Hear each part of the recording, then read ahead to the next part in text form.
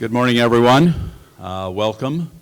We're going to get started pretty close to on time. This is all being videotaped, thanks to Santa Anita. Much appreciated.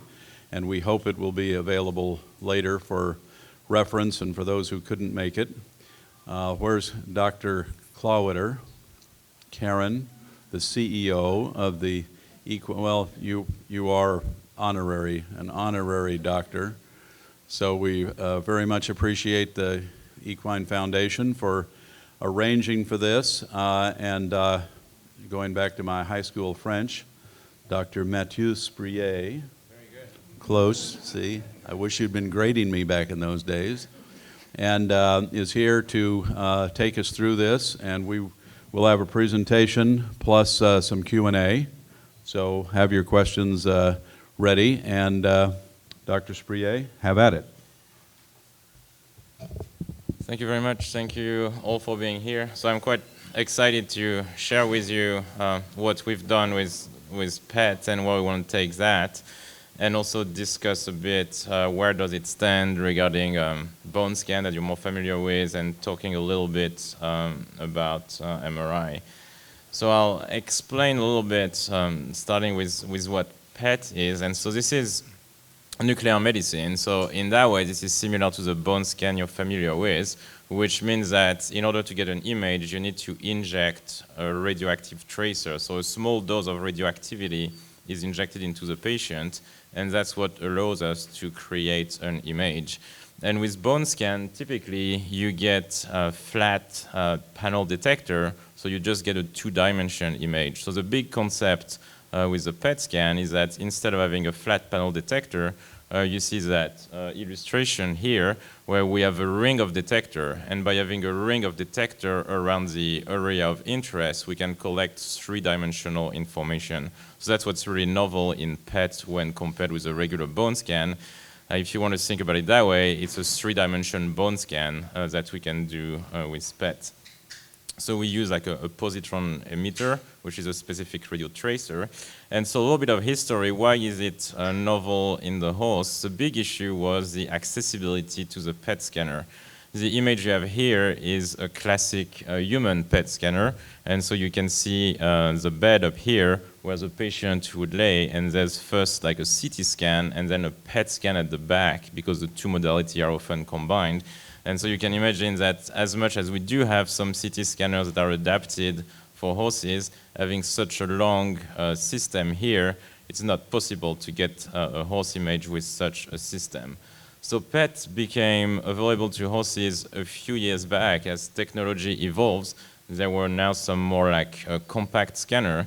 And so that's almost 5 years ago now, we got in touch with that company who had built that portable PET scanner.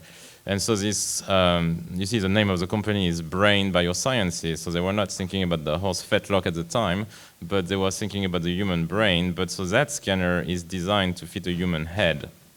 And so this is about a 10 inches field of view. So it works for a human head, but it also works for a horse limb. And so as I was mentioning, we have the scanner component, and then we need to inject a tracer. And there's a couple different tracers that can be used. The one that's most commonly used, and if you might have had a bone scan, a PET scan before, and most often in human medicine, it's using FDG, which is like a radioactive glucose, which is used a lot for looking for tumor or metastasis. But there's another tracer we can use, which is that sodium fluoride, which is a bone tracer. And I was really interested when I found that paper a few years back about the use of fluoride, PET MRI, and PET CT in patients with foot pain of unclear cause. And that was a human paper. But talking about foot pain in the horse, I was like, this is the tracer we need. So that's how we had the compact scanner, we had that bone tracer. And so this is at UC Davis over 4 years ago now. This is the first PET scan ever performed on a horse. And so you can see that this little prototype that I showed you, again, designed for the human head. So in order to get the horse foot in there, you can see that the horse is anesthetized and is on the table, and we bring that scanner on a cart, and so that's how we got the first images. So this is what these images look like, and so to some extent, they will remind you a bit. So the one at the bottom is with a bone tracer, the one on the top is more of a soft tissue tracer. But so if you look at the images at the bottom, talking about the bone, so to some extent it looks a bit like the bone scan you're familiar with, but you can see that we have images in 3 different planes, so that's the 3D component of the technique. And where it's really useful is that then you can really better see with this 3D dimension, you can cut sections through the patient. And here is an example of a foot. So that was that horse you saw on the previous slide. And what was really interesting in that patient, we knew she had a pretty bad navicular bone lesion, which is what you see here. That's a CT image on the top right.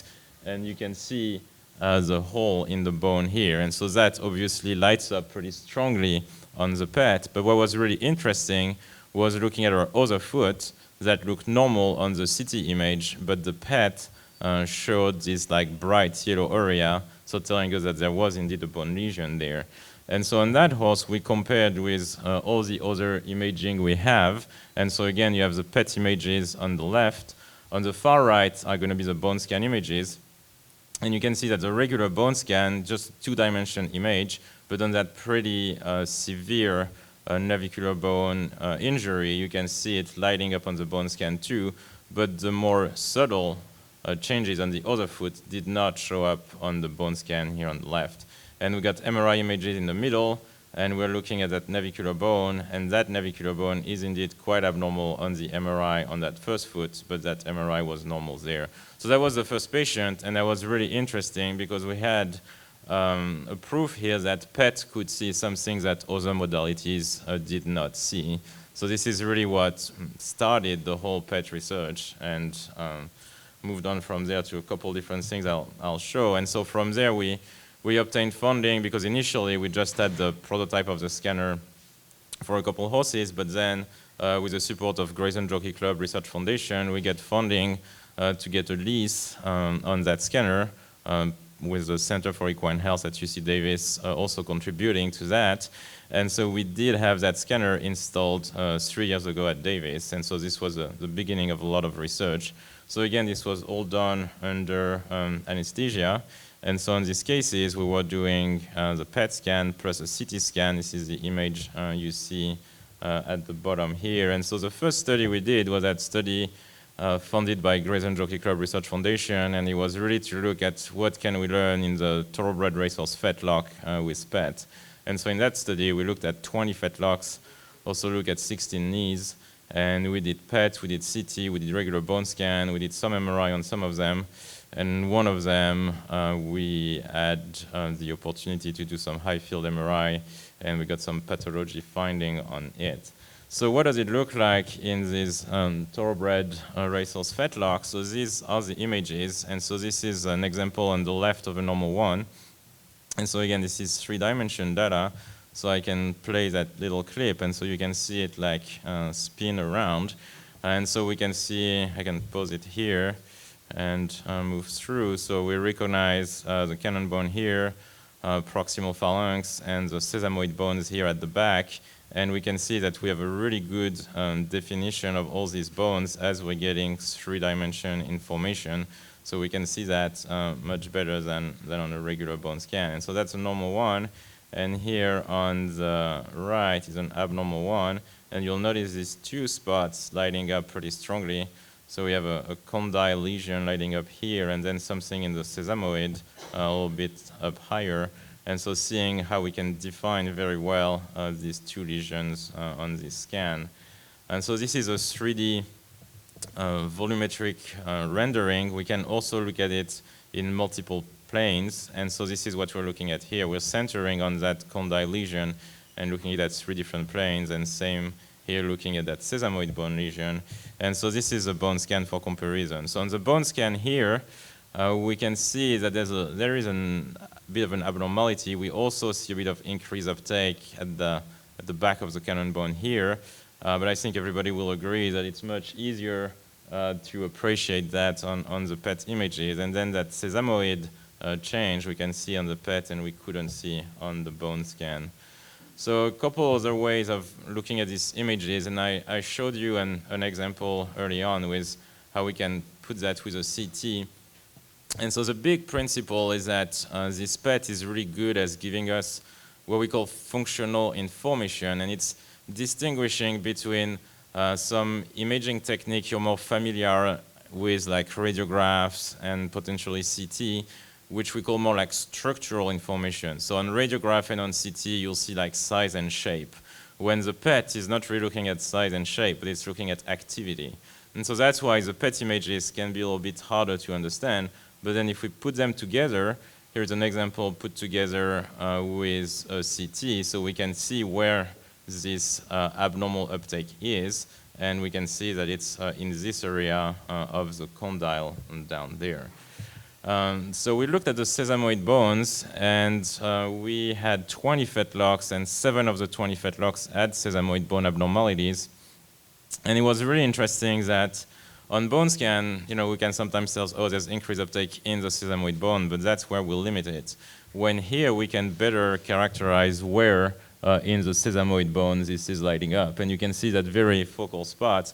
And out of these 7 abnormal sesamoid bones, 3 of them were lighting up in that specific area, which what we call like dorsal axial, which is at the front and the middle of the bone.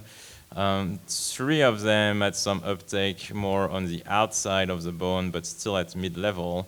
And we had that one case with some uptake on the apex, so at the top of the bone. What's really interesting with these 2 locations that I mentioned initially is that this is an image of fractured sesamoid bone, and I got that from Dr. Stover, and so that's from the Post-Mortem program. And so this is a horse that broke down on the track. And this is showing that these 2 spots that do light up on the PET are spots where fractures go through. And so that's kind of, I think you've heard that concept from Dr. Stover probably, the idea that there is injuries, there are some changes in the bone that might precede a catastrophic breakdown, and the big challenge is being able to see these initial changes that might be an indication of a risk of breakdown. And this has been quite challenging to do. I mean, bone scan brings some of that information, but we know we don't get all the information we need from a bone scan. And so here, think of the PET as a super bone scan. It's like the 3-dimensional bone scan that brings that additional information in some spots that are at concern for catastrophic breakdown. So a couple more comparisons. So this is a PET scan on the right and the bone scan on the left. And so on that bone scan, these fetlocks look pretty much within normal limits, but then we can see that focal spot lighting up here on the PET. And so that's that same case if we overlay it with a CT to get a better idea of where this is located. We can also compare this with MRI, and so this is a case with the uptake on the PET superimposed on the CT and example of an MRI. So we do see a little bit of irregularity in the MRI here with like a vessel that's going through that level, but the PET really shows that bright spot in this area. Another thing that's going to be quite interesting in terms of research and potentially useful in the long run in order to better understand what's going on in these horses and follow up after detection of an injury is that we can quantify. So that bright color, that high uptake, we can put a number on it. And so with that number, we can follow up over time. And you can see normal bone should be between 5 and 10. And here I detect a lesion with like an uptake of 25. So something that is like pretty obvious. And so showing that lesions typically add uptake between like 2 and actually have something close to 40, so 2 to 8 times higher than normal bone. So really interesting to be able to quantify to see if you re-image the horse a bit later, whether things are moving in the right direction or not. So speaking of repeating scan, this is a horse from that initial study that we had an opportunity to scan twice. And so this is that same video I showed you before with the 2 lesions, one in the condyle and one in the sesamoid bone. And we re-imaged this horse 6 weeks later. And so what's very interesting is that you can see that this lesion in that sesamoid bone has not changed. However, the lesion down there in the condyle has markedly improved. So that was really interesting to see that within 6 weeks of time, PET was able to detect some differences. And so we can do quantification. And so C initially was at 19, so more than double normal value. And then when we recheck it, it was back at 10, which is pretty much like upper range of normal. So really showing some value in repeating this scan to see how things are changing. So this is a case, it was a research horse, and so we ended up euthanizing the horse in order to get some correlation with the pathology and see what is going on there. And so again, that's this condyle lesion. And so what's interesting is that this is a gross section, so just a cut through the bone in necropsy. And what's interesting is that this is pretty obvious, that yellow spot on the PET scan. And so what you see here is a change in coloration of the bone. So that's kind of bruising in the bone. But what's interesting is that at this stage, because what we're worried about this condyle lesion is that they would end up with a big hole in the condyle. And finding the hole in the condyle is an explanation for why the horse is lame, but it's usually too late in the game to be able to fix that. So the idea is to really be able to find these changes early on. And so this is what we're showing here. This is the early changes, and so what we see, this is a MicroCT image, which shows that there's a lot of porosity. You see all these dark areas. The bone is not as dense here. And what we see on the histo, on the pathology, is that the reason why the bone is not as dense is that there's a lot of a little vessel, a new vessel coming into this area to remodel the bone. And so that's what the bone scan and the PET scan will show. They show some areas of bone turnover because there's more blood flow in the area to help the bone remodel. And again, what's very interesting is that we can detect that before there would be a hole in this area. To see that on radiographs or even on CT, you will need to have more changes to the structure. You need to have a defect in the contour, which is usually too late in order to treat this patient. So these are the images on the sesamoid bones. And so we can see this area that kind of remained pretty bright over time, and we can see that there was actually a crack in the bone here.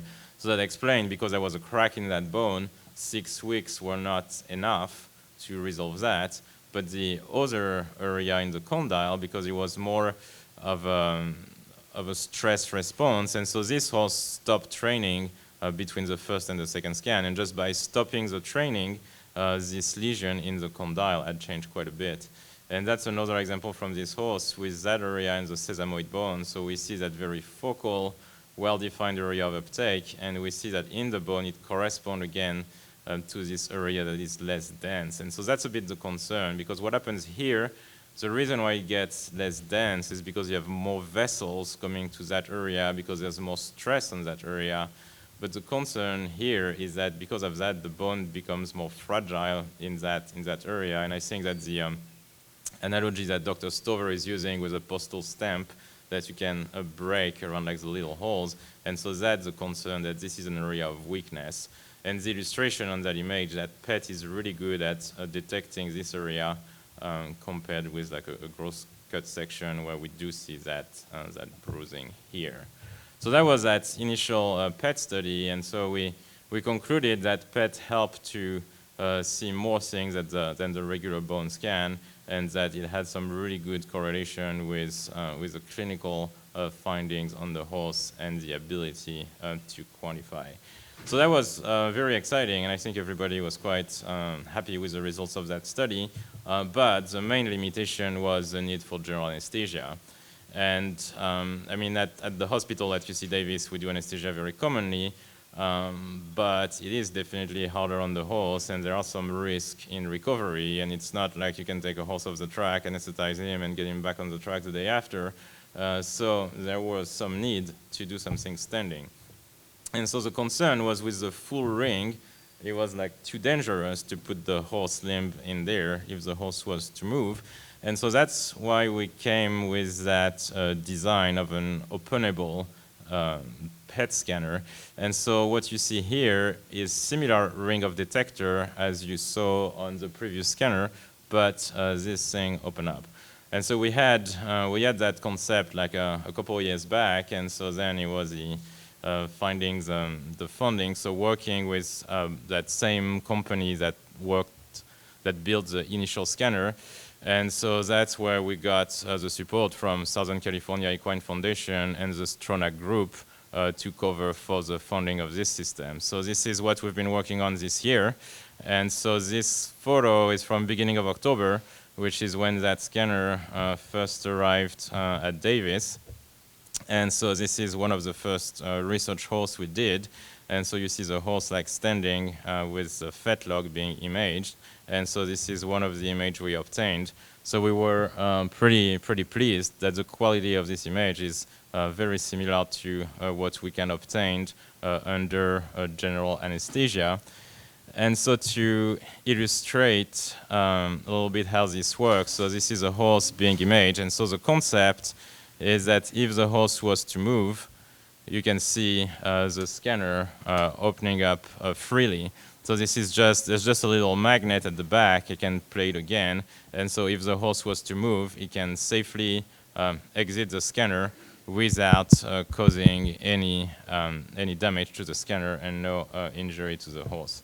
So this is what we've been working on in the last few weeks. So here are some images showing the scanner opening up around the foot. And so that's kind of where we are now. And so that study was funded by the Grayson Jockey Club Research Foundation. And so the scanner was built over the summer. And in the last 2 months, so we scanned 14 horses at Davis. And so the plan was this month to bring it to Santa Anita. So the scanner arrived here on Tuesday with great support from the team here. It's been really a pleasure working with everybody for the last 2 days. And showing you some of these images. And so what we're doing right now, we're still working on a bit different protocol. And so you can see playing around with the scan time, but you see here, this is the longest scan time, which is a 5-minute scan, but we can get some scan as quick as 3 minutes. And you can see this scan on the far right, which is like a 3-minute acquisition. So depending on the size of the area we're imaging, you can see that here we can image the whole, most of the cannon bone and the fetlock in 3 minutes. We get not as good of an image quality, but this being said, we can still see the two abnormal area.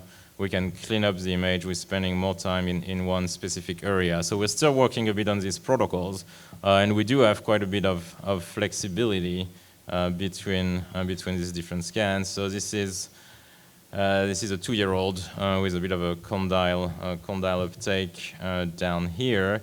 And so that's a comparison with the scan performed under anesthesia. So the standing scan is on the right, and the anesthetized scan is on the left. And you can see that there is not much of a difference. Like we can see the same lesion, like a different position, obviously, with the horse laying down or the horse standing, but we get the same kind of information. These are the radiograph on this horse, and showing that radiographically we didn't see any abnormality. And so that's a concept that when we have the PET finding, we need to correlate with other imaging, see what is on the radiographs. I show you some examples. Correlate with MRI, thank you.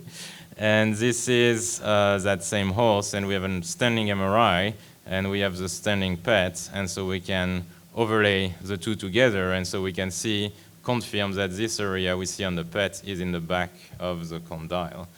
A couple more examples.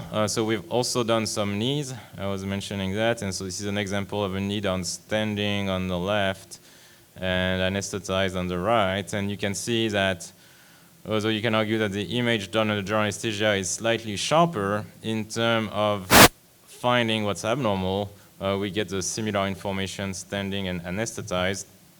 Here is an example of a foot, and this is actually a normal foot, but showing that we can image the foot pretty well too. Another example here, case down standing, and showing here sesamoid lesion on that 2-year-old in training with an apical sesamoid lesion, and we went up to his scalpus. And so this is an example. So this is a scan on this guy. We did both fetlock and both scalpi, and we can do that in 30 to 40 minutes. So this is pretty quick. We see, acquisition time of 4 minutes per scan. Then there's a bit of work in positioning the system, and so there are a bit of downtime between scans, but we can cover a lot of ground. One more example here, and actually an important point to make on this one. You can see that the image quality is not as good. We don't have as much signal. And so this is an example of what can happen in cold weather.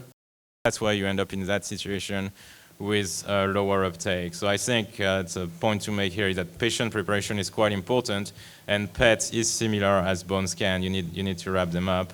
But yeah, here another example of condyle uptake. So that's that same, another one from Davis, 3-year-old, some condyle uptake here.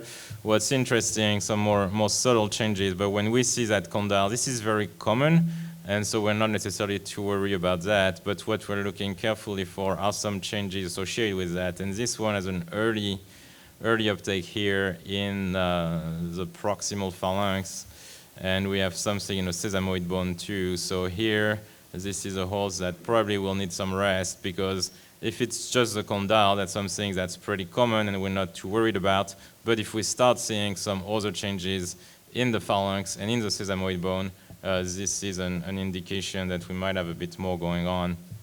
This one is the first horse down here. So this is one we scanned yesterday afternoon. And so we can see some Palmar condyle too. But there is also some uptake at the front of the cannon bone here on the right, and we'll see a little bit more of that on the left as we spin it around.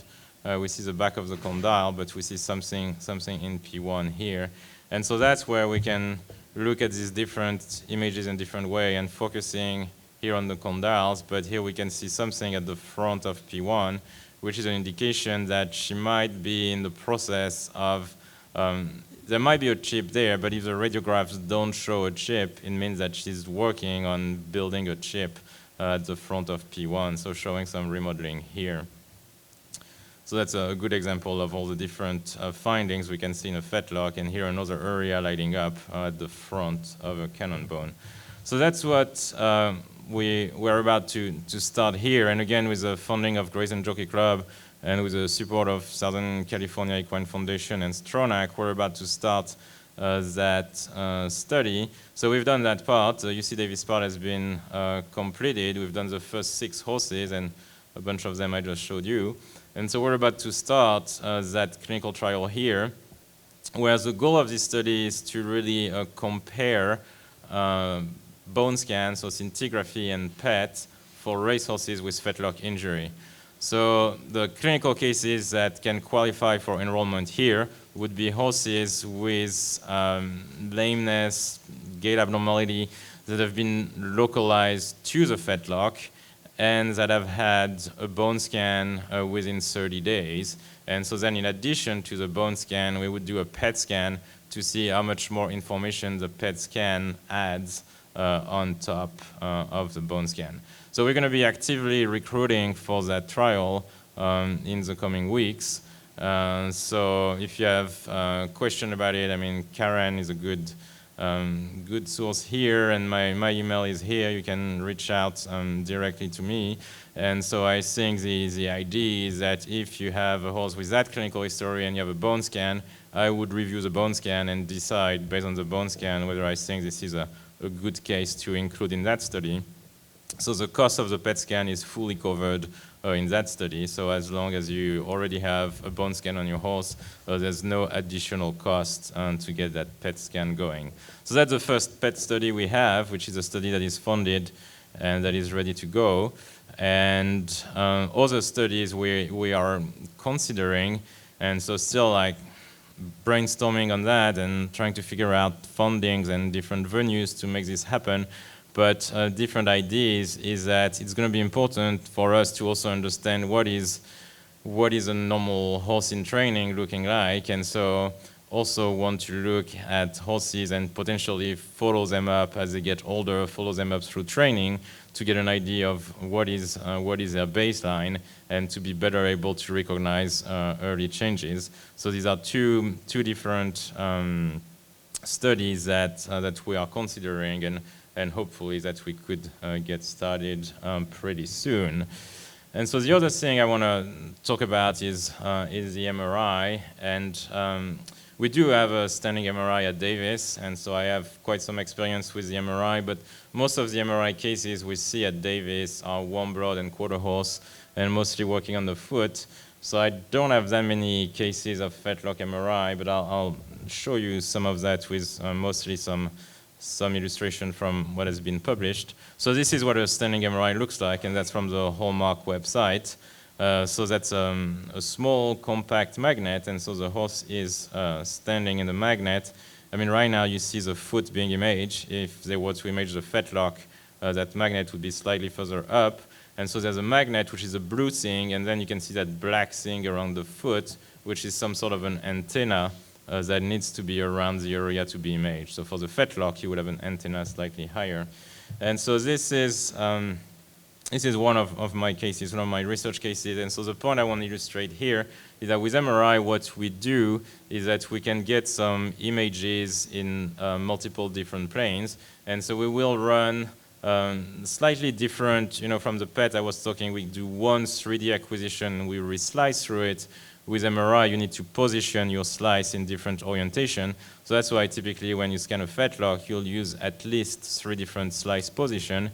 And you'll recognize here too that we have different type of images. And so that's a bit of a combination between some images that give good information about the anatomy. Here we can see the edge of the cannon bone pretty well, with some images that are don't have that much anatomical detail, but would be better at detecting some anomaly. If there's like a bruise, it would stand up better on this type of image. So that's why the MRI acquisition will consist in getting, I just have 6 on these slides, but we can easily do like 10 to 12 different acquisitions that are each going to be between 3 and 5 minutes. So it's going to be about like 30 to 40 minutes to image a fetlock, but bringing a lot of different images in different planes. And so these are some examples from some study published, these 2 out of Newmarket. And so you can see what the condyle changes here. You can see that bright spot on the MRI and that region here. So this is an example of a pretty severe condyle disease on MRI. And the image on the right here, an incomplete fracture at the bottom of the condyle down here. A more recent study here illustrating the different changes you can have in the back of the condyles from something normal to something more severe. So showing that MRI is pretty good at detecting a range of things in this Palmar condyle. And this is another illustration of an incomplete fracture in a condyle that was picked up on an MRI. And here a case that this time has a complete fracture, but showing that this is a fracture, that white lines through here, but we can see that around that fracture line there are some changes that were likely there prior to occurrence of the fracture. And so the idea is that we can, on MRI, detect some changes that could predict a higher risk of obtaining a fracture. This is a figure from one of my initial paper on PET, and so here is to compare a bit PET and MRI. And look at that MRI image at the bottom right, and you can see this brighter area, which are quite, so this is showing like some bone edema, some bone changes, and so this is the type of changes we're typically looking for when there's some stress-induced changes in the bone. And what's really interesting is to compare it with the PET and really showing that these 2 are matching really well. And so to some extent, PET will bring some of that information from the MRI. And why I think it can be quite useful, and I illustrate that on that next slide, is that we have the PET image here and a series of different MRI images. And so these were done standing. And you can see we have pretty nice images here in the middle. That image on the far right is not as nice. And unfortunately, this sequence, which is called the stir sequence, which is the one that is showing this bone bruising or bone edema, is a bit more challenging to obtain standing. So that's where the idea of, if we end up combining both the PET and the MRI, even if we're having trouble with this sequence, the PET can actually bring that important information of bone changes, and we can combine it with the MRI and get kind of the best of both worlds by using some of the MRI sequences combined with the PET sequence. So yeah, that's what I want to share with you today, and I'm really happy to discuss any question. First, I want to acknowledge everybody that's been involved. So it's been going on for starting the PET work almost like 5 years ago, and Center for Equine Health at Davis and Grayson Jockey Club have been a really important partner. And after that, with the support of Craig Fravel and the connection with Breeders' Cup, Santa Anita, Southern California Equine Foundation, this is why I'm here today, and I'm really thrilled because I think we have a really useful tool to try and answer some of the important questions here at the racetrack right now. But beyond that, I think we've accomplished like a major step forward in equine imaging, and I've been busy traveling. I was in Germany not long ago. I got some more trip to the UK, and there's a lot of interest like worldwide about this new technology, and I think all the support we have had from here have allowed that, and hopefully this will really help at the track here, but we're also doing some great work for equine imaging in a whole. So thanks a lot, and I'll take any questions you might have.